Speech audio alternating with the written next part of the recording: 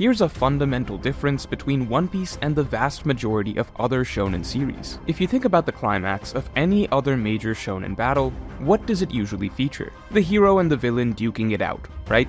But my question is, what else is usually happening at the same time? The vast majority of the time, the answer is nothing. Final battles in the vast majority of anime are usually simply that, a final battle between the protagonist and the antagonist, and the consequence is simply that if the antagonist wins, then the antagonist wins. We technically always know that if the antagonist wins, then afterwards they will then go on to do bad and terrible things, therefore technically we always know that it's important that the hero wins. But One Piece takes a different approach by making the final battle concurrent with a doomsday scenario that is already happening in real time, such that the consequences of failure for the hero are all the more real and vivid because they are already starting to take place. Ending the entire doomsday scenario is contingent upon defeating the villain before the doomsday scenario completely finishes playing out. This singular choice when it comes to writing climaxes makes most One Piece climaxes far more exciting and suspenseful than your average shonen series. That's where we get the One Piece trope of the ticking time bomb. Sometimes it's literal, sometimes it's metaphorical, but in the highest stakes One Piece arcs, the final battles are usually intertwined with the resolution of this looming ticking time bomb disaster. And it's not just that One Piece is able to regularly bring new and exciting doomsday scenarios arc after arc,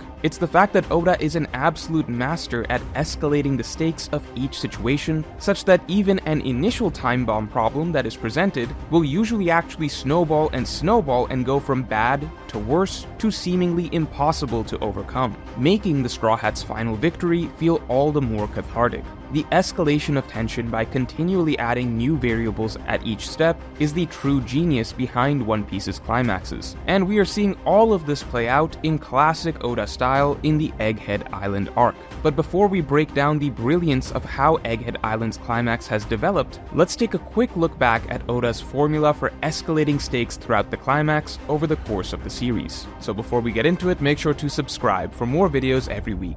And I want to shout out Surfshark, the sponsor for this video. Surfshark is the VPN that I use, and I strongly recommend that everyone should use a VPN when you're online, because when you're online, you are at risk of having your data being taken by companies or cyber criminals. But with Surfshark VPN, my data is encrypted, which means that I'm essentially completely invisible online. No one is getting my data, no one is tracking what I'm doing. Even Surfshark itself does not know what I'm doing online. Not to mention, all ads and malware are blocked for me. And the best part is that Surfshark VPN allows me to change my location online to anywhere that I want on the globe, which means that I can virtually travel to other countries. I get instant access to all the free movies, TV, sports streaming, everything that is available for free that isn't available in your country. Surfshark actually has a library where you can go to check out all of the shows that you could get free access to from streaming services in each country if you chose to swap your location to them. So with Surfshark, you get a ridiculous amount of new options for free viewing. And the best part is, right now you can get up to 3 additional months for free by using my promo code MORGE at surfshark.deal/morge. Just hit the link in the description below. So that aside, the classic example of the high-stakes doomsday scenario climax is the Alabasta arc. Prior to this arc, most One Piece battles were pretty much the same as standard shonen battles. Luffy vs. Arlong, for example, is a great fight, but it ultimately does just come down to Luffy vs. Arlong, with nothing else going on. It's good guy versus bad guy. If the good guy fails, then the bad guy wins, and we can assume that the bad guy will go on to hurt everyone else. This is what you see pretty much everywhere in other shonen series, and it's the same as Luffy vs. Krieg, Luffy vs. Kuro, etc. But Alabasta was the first time that Oda really pulled out all the stops and set the formula for One Piece's best climaxes, by adding more layers to the context of the final battle. The ticking time bomb that most people think of in this Alabasta arc is the literal time bomb that was ultimately prevented by Pell. But that's actually incorrect. The actual time bomb in the Alabasta arc was in fact the complete collapse of the Alabasta kingdom, something that was already happening in real time. The absolute brilliance of the Alabasta climax is how this doomsday scenario continuously snowballs, with Oda finding more and more ways to worsen the situation. He does so by initially establishing a worst-case scenario, and then having that worst-case scenario actually happen and then continually going even further and further beyond it. What do I mean by that? Well, the first 90% of the Alabasta arc, really most of the Baroque work saga in general, from the moment that they met Vivi, was all about preventing one thing: the Alabasta Civil War. This civil war was framed as the end-all be-all. Every single time it is brought up across the saga, the point is that if this war actually breaks out, it's game over. And the vast majority of the Alabasta arc itself is focused on the Straw Hats' goals of preventing the war from breaking out. First with them in a race against time to meet Koza, then them changing their minds and attempting to go to Rainbase to defeat Crocodile himself and stop the problem at its root, and the Straw Hats completely fail in both accounts. The Alabasta climax is so exciting because it begins with the villains actually successfully pulling off their plan. It begins with the heroes completely failing, and the worst case scenario that was built up the entire arc of war breaking out actually happens. So the climax kicks off with crazy high tension because everything has already fallen apart. Doomsday is already happening. But now the sense of tension is going to just keep ramping up as Oda takes things from bad to worse. We are hit with a spiral of events, where each step forward for the heroes is immediately dealt with them falling 2 steps back. The Straw Hats succeed in tricking Baroque works, so now maybe Vivi can catch Koza before his army reaches the capital. But no, this fails. Vivi keeps fighting, and she is finally able to reach Koza, and she does actually convince him that they need to stop the war. Only then Koza is shot by a fake member of the royal army, completely crushing the last hope of peace, and actually making the violence between the two forces erupt far worse than before. But then the Straw Hats arrive, fresh off of defeating Baroque works, and give Vivi hope. They can help her, right? Well, they could if only they had time, but they don't, because now instead of trying to stop the war that has already gotten way too far out of hand, the heroes don't even have a chance to attempt to deal with that, because now on top of everything there is an actual literal bomb that is set to go off and kill even more people. And even when, against all odds, at the last possible moment the Straw Hats succeed in just barely stopping the bomb, they are then met with yet another backup time bomb. And even when that one is finally prevented, it doesn't matter. Because amidst it all, in the background, the raging civil war has kept building, and it has now reached a fevered pitch that is basically impossible to stop. The heroes are literally in tears, crying, helpless and practically broken from the futility of it all. As despite all of their monumental efforts, the hole that they now find themselves in is simply too deep. We went from trying to stop the war no matter what, to okay, just trying to convince Koza so he can at least end the war, to okay, the war is happening and everything's falling apart, but let's at least stop this bomb, to okay, even if we stop the bomb, we didn't actually stop the bomb, to holy shit, the entire kingdom is now officially in pieces and there is literally nothing we can do and we are 10 steps past the worst case scenario. Until, of course, Luffy defeats Crocodile, and amidst absolute chaos that has snowballed far beyond what we initially believed to be the breaking point, finally there is a single act that cuts through all the noise and turns back the doomsday clock. Luffy defeating Crocodile brings back the rain and forces everyone to see the truth clearly for what it is, and finally ends a conflict that seemed genuinely impossible to resolve. That type of writing is just pure perfection, in terms of suspense and building stakes, beginning with disaster for the heroes, and then even when they're dug deep into a hole, continuing to stack challenge on top of challenge on top of challenge, making sure that each small victory for the heroes is immediately met with even greater setback. That is tension, and that is what makes Luffy's final victory over the villain so powerful. Because by setting up the context where everything is going wrong and everything is contingent on the hero defeating the villain, it adds so much more weight to the moment that the hero finally does it.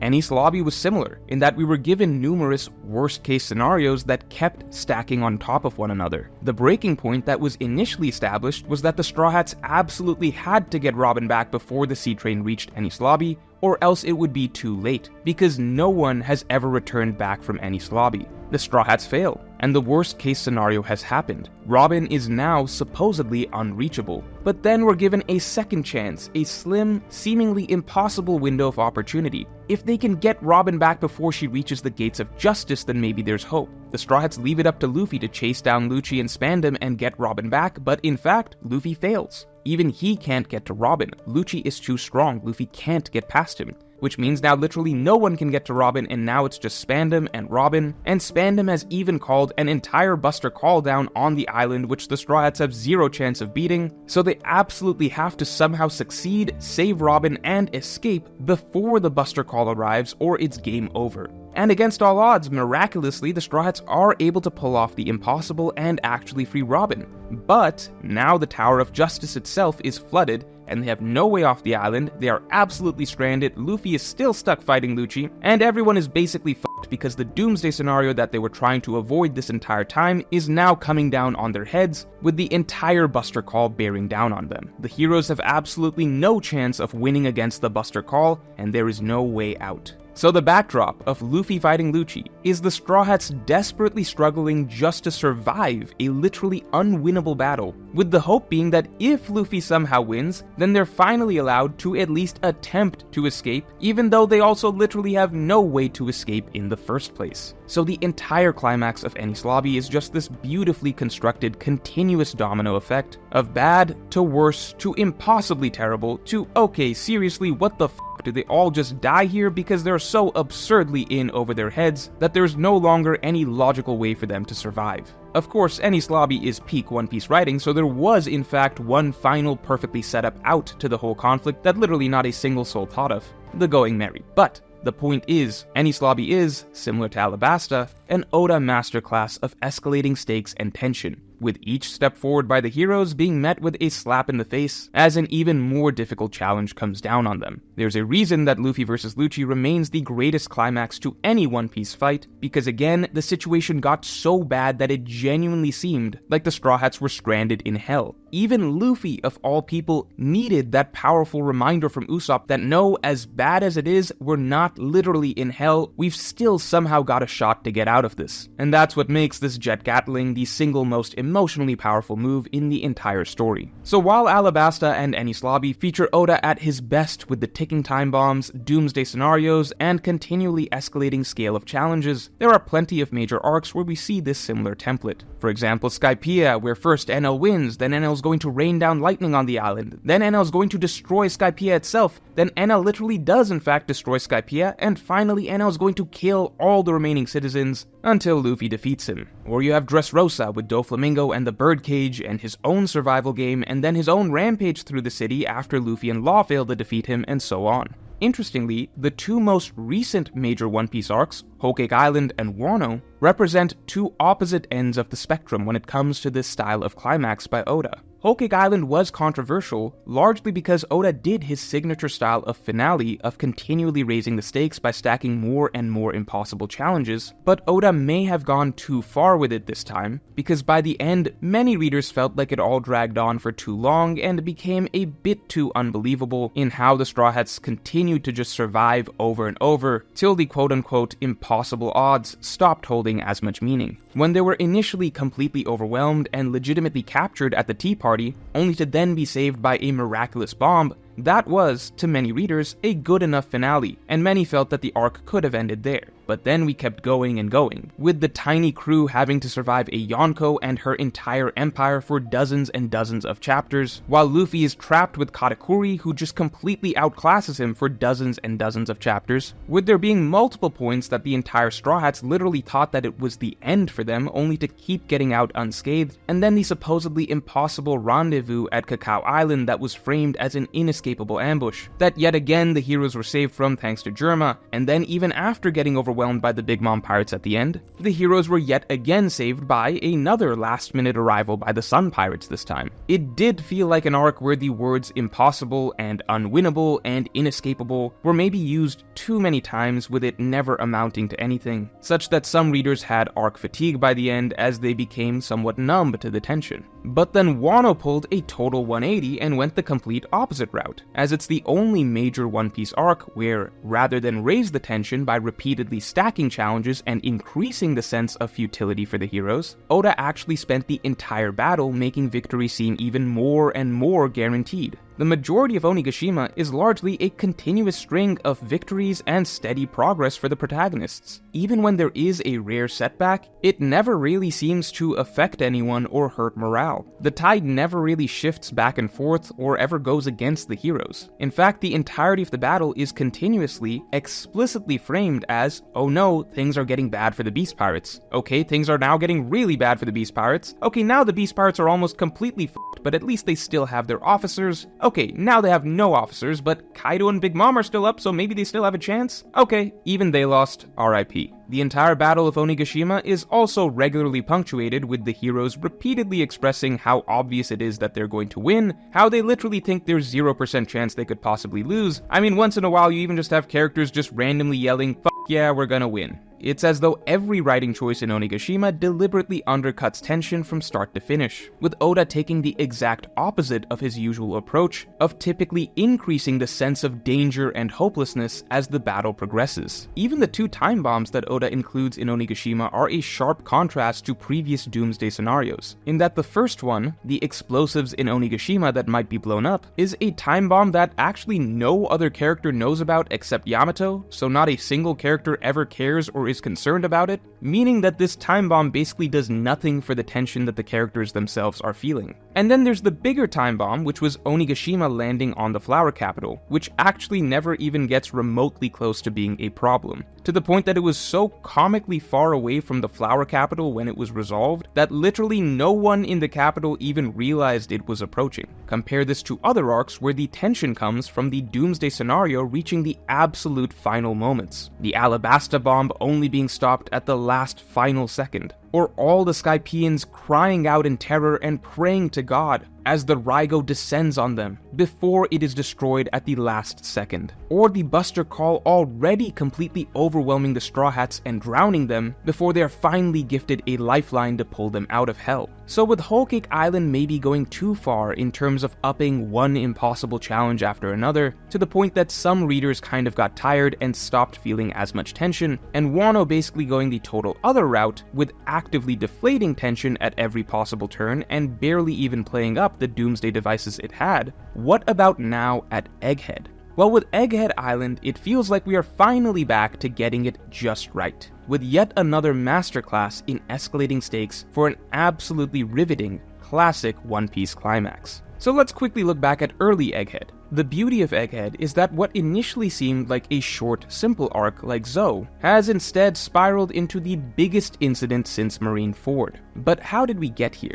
The answer is through a number of twists and sudden raises in stakes. We started small. At first it seemed like Lucci would be the main villain, but shortly afterwards we got our first exciting news that Kizaru would be on his way to the Ark with a giant fleet of marine ships. At that time, just the idea of finally getting to see Luffy versus an admiral and a large-scale battle against a massive marine armada, that alone was an extremely exciting premise for the conclusion of Egghead Island. If you recall, most readers at the time already viewed this as a high-stakes scenario. But then Oda started upping the ante by leaps and bounds. When the climax begins, we get Luffy versus Kizaru like we expected, Zoro's fighting Lucci, the other Straw Hats are carrying out their tasks, it feels like a solid final battle setup. But then Oda pulls out this reveal, probably the most jaw-dropping character introduction in One Piece since Kaido in chapter 795. We get a Gorosei in full demonic form, and it immediately becomes clear that the big bad boss we thought we had, Kizaru, was just a warm-up mini-boss. As Saturn unveils himself as the true big bad, you can literally see the characters themselves reacting as they realize that the stakes of this arc just went way up,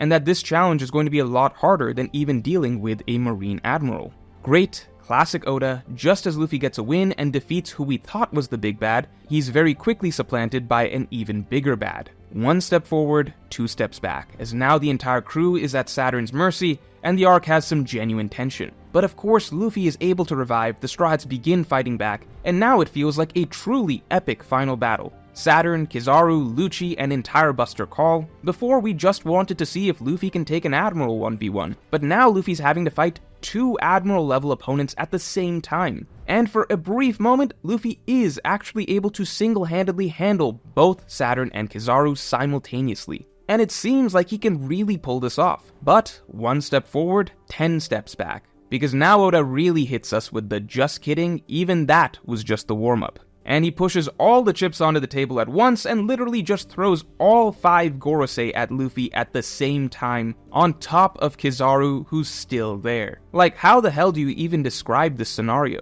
6 Admiral-level opponents bearing down on the hero, who has absolutely no hope of defeating them all. Rather, now it's just suddenly turned into a game of survival. Can Luffy and the gang manage to just hold out for even 10 minutes against this overwhelming force just so Vegapunk's speech can go off? Really think about that progression of stakes. Initially just one Admiral level threat was a great challenge, but then when Luffy pulls through that, Oda doubles it. Now it's 2 Admiral level threats. And now that Luffy's even fighting through this challenge, so Oda says fuck it, I'll triple it. This situation is now so absurd that you genuinely have to go all the way back to Marineford to see a group of antagonists as stacked as what the Straw Hats are up against right now. The initial exciting final battle turned out to be just a warm-up battle for a much harder final battle that also then turned out to be just another warm-up for a now seemingly impossible final battle. This is how you raise the stakes. Any challenge the hero overcomes is met with greater challenge, over and over till it's gone beyond what the reader could ever have initially imagined. And the ticking time bomb of 10 minutes till Vegapunk's message is yet another perfect choice for the context of this arc, in that even though the Straw Hats are now up against a genuinely unbeatable force, they also aren't yet allowed to try to escape, as they are going to be forced to keep fighting and defending for the sake of Vegapunk's legacy. And the craziest part of all this is that this is literally just the first arc of the final saga. Imagine the insane scenarios that Oda has planned for the final arcs of One Piece. And who knows if we're even done raising the stakes at Egghead Island itself. So let me know if you think we've hit the peak of Egghead Island in the comments below, and if you enjoyed this video then definitely like and subscribe. And if you want to hear what I think the final card Oda might play in Egghead is, then you can get my extended thoughts on my weekly podcast by supporting me on Patreon. Link in the description below. And remember to get up to 3 additional months of Surfshark VPN for free by using my promo code MORGE. Just hit the link in the description below.